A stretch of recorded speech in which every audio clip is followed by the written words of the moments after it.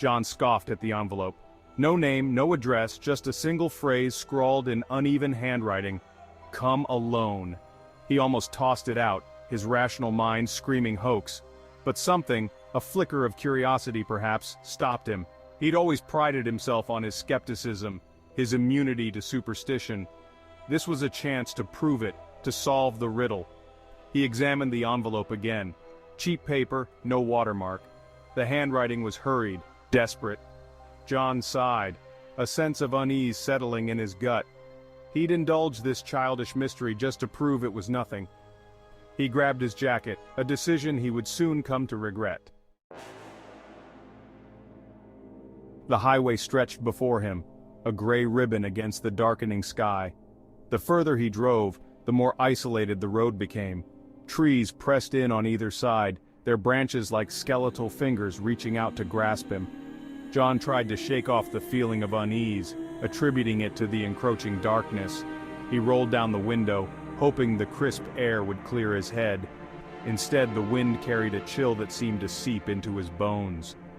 The sun dipped below the horizon, painting the sky in hues of blood orange and bruised purple, an unsettling backdrop for his journey. He glanced at the dashboard clock. Hours had passed, and the only signs of civilization were the occasional dilapidated mailbox or overgrown driveway. Doubt gnawed at him. Was he truly foolish enough to follow a cryptic message to who knows where? A shiver ran down his spine. He had to turn back. This was madness. Just as he decided to turn around, headlights flickered across a weathered wooden sign. Blackwood Drive, it read, the letters barely visible beneath years of grime and decay. Blackwood Drive. The address on the letter. He hesitated, engine idling. The only sound, the insistent chirping of crickets. With a resigned sigh, he steered the car onto the gravel road. Each bump, each rattle of the car, amplified his unease. The trees closed in overhead, forming a tunnel that swallowed the last rays of light. He could feel his pulse quickening, a primal fear taking root. Finally, the trees thinned, revealing a clearing. In the center stood a dilapidated cabin, its silhouette stark against the twilight sky. The windows were dark, lifeless eyes staring back at him. John's hand trembled as he reached for the ignition, fear a cold knot in his stomach. This was it. He couldn't turn back now. The air inside the cabin was thick with the smell of damp wood and decay. Dust motes danced in the faint moonlight filtering through cracks in the boarded-up windows. John took a hesitant step inside, the floorboards groaning ominously beneath his weight. Each creak and groan seemed to whisper a warning. He fumbled for his phone, the weak light doing little to pierce the oppressive darkness. Cobwebs brushed his face, and he swatted them away, his skin crawling. He was about to turn back to write this off as a cruel joke when his foot caught on something beneath a tattered rug. He pulled back the rug, revealing a trapdoor with a rusted iron ring. Curiosity warred with fear. What could be down there? Why was it hidden? His hand hovered over the ring, drawn to it despite his better judgment. With a deep breath, John pulled the trapdoor open. The musty air that wafted up sent shivers down his spine. Section 5, the first room. The air grew colder as John descended the creaking wooden ladder. The trapdoor clanged shut above him, plunging him into absolute darkness. He fumbled for his phone, the light barely penetrating the thick gloom. He found himself in a narrow corridor, the walls cold and damp against his touch. He took a tentative step forward, the only sound the soft thud of his own heartbeat in his ears. The air was heavy, oppressive, charged with a strange energy that prickled his skin. The corridor stretched before him, seemingly endless. As his eyes adjusted to the dimness, he noticed that the walls were not entirely bare. Scrawled across them, in what looked like charcoal, were strange symbols and diagrams. They were unsettling, their meaning unclear but undeniably sinister. John's heart pounded in his chest. He had a bad feeling about this. Section 6. The Descent. John pressed on, driven by a morbid curiosity that overwhelmed his fear. The corridor seemed to stretch on forever, each step leading him deeper into the bowels of the earth. The air grew thick with the smell of mildew and something else, something metallic and vaguely sweet, like old blood. He passed more rooms, each one identical to the last bare concrete boxes with a single steel door. Some of the doors were ajar, revealing glimpses of more empty rooms, yet he couldn't shake the feeling that he was being watched, that something lurked just beyond his field of vision. The silence was broken only by the sound of his own breathing and the soft scuff of his shoes on the concrete floor, but every so often, he thought he heard something else, a faint whisper, a rustling in the darkness. Each sound sent a jolt of fear through him, urging him to turn back. But something, perhaps a morbid sense of determination, kept him moving forward. Section 7. Whispers in the Dark.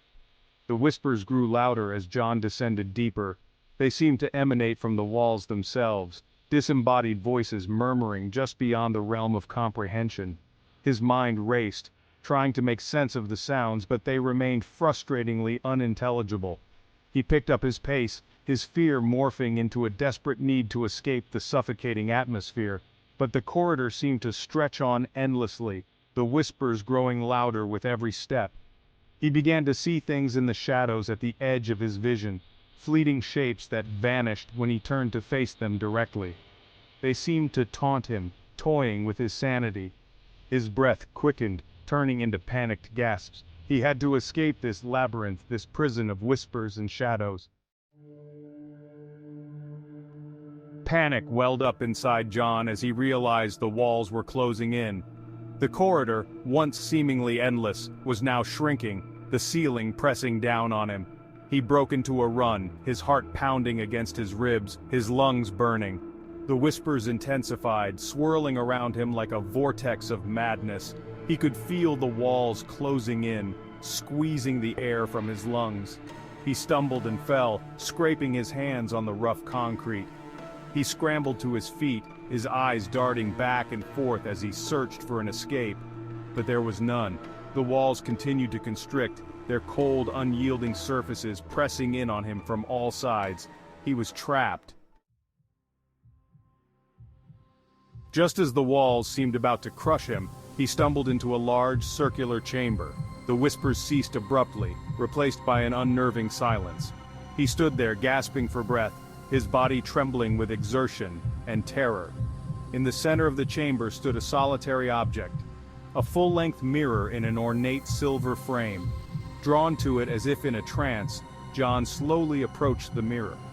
He had a strange premonition, a sense of impending dread. As he peered into the reflective surface, his blood ran cold. The face staring back at him was his, yet not quite. It was a grotesque mockery of his features, twisted into an expression of pure malice. The eyes that met his were cold, calculating, filled with an alien intelligence that sent shivers down his spine. The reflection moved, reaching out from the mirror with a clawed hand. John stumbled back, a scream dying in his throat. The image in the mirror shattered, the glass cracking into a spiderweb of fissures. As quickly as it had appeared, the chamber began to collapse in on itself, the walls crumbling around him. He turned and ran, his mind reeling, his every instinct screaming at him to escape. The ground shook beneath his feet as he retraced his steps through the labyrinthine corridors. He could hear the roar of collapsing stone behind him, the echo of his own terror. He burst through the trapdoor into the musty air of the cabin, slamming it shut behind him. He didn't stop running until he reached his car, the engine roaring to life like a lifeline. He sped away from the cabin, the image of the twisted reflection seared into his mind. John never spoke of his experience, the memory too terrifying to revisit. But he couldn't escape the feeling that he had brought something back with him from that place. He was haunted by nightmares, his sleep plagued by whispers and fleeting glimpses of shadowy figures. He tried to return to his life, to convince himself it was all a hallucination, a trick of the mind. But the fear lingered, a constant companion. He knew deep down that the ordeal wasn't over. He caught his reflection in a window one day and froze. For a fleeting moment he saw it again, the twisted grin, the cold, calculating eyes. Then, just as quickly, It was gone. John was left trembling, the chilling realization washing over him. He might have escaped the endless room, but it hadn't escaped him.